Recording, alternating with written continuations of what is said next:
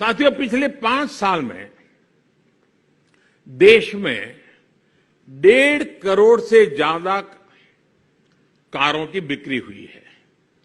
1.5 करोड़ से ज्यादा। और मैं महंगी कारों की बात करता हूं। 3 करोड़ से ज्यादा भारतीय बिजनेस के काम से या घूमने के लिए विदेश गए हैं। आंकड़ा याद रखिए, इतनी गाड़ियां खरीदी हैं और इतने लोग विदेश।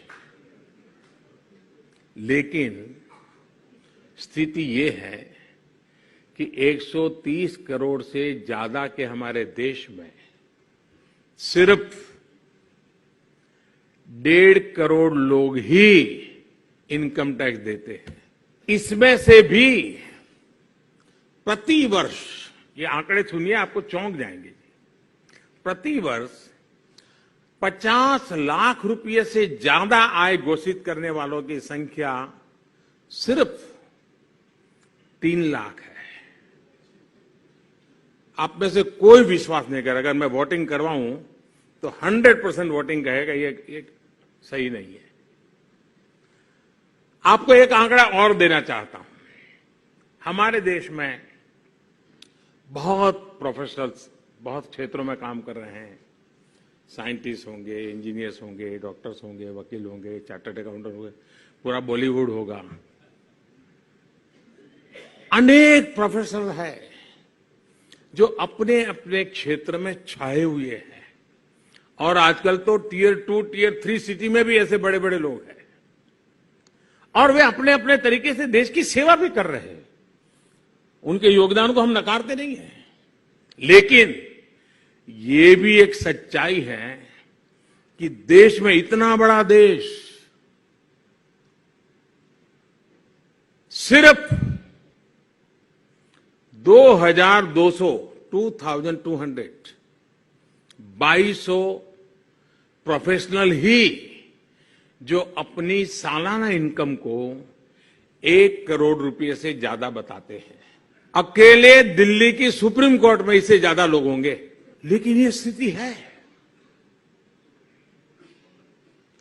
पूरे देश में सिर्फ 2200 लोग।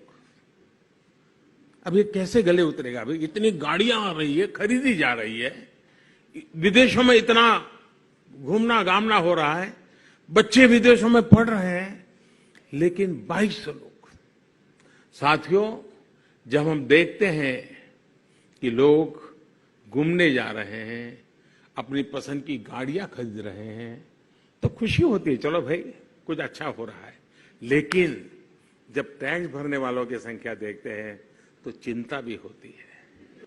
ये कॉन्ट्रास्ट भी हमारे देश की एक सच्चाई है।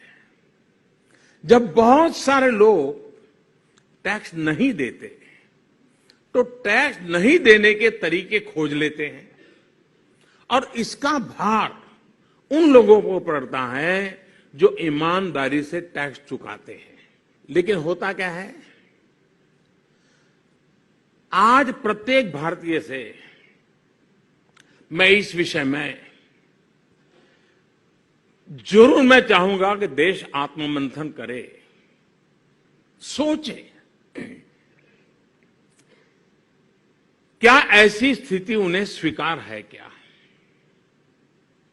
आज पर्सनल इनकम टैक्स हो या फिर कॉरपोरेट इनकम टैक्स, भारत दुनिया के उन देशों में है जहां सबसे कम टैक्स लगता है। क्या फिर जो असमानता मैंने आपको बताई वो खत्म होनी चाहिए कि नहीं होनी चाहिए?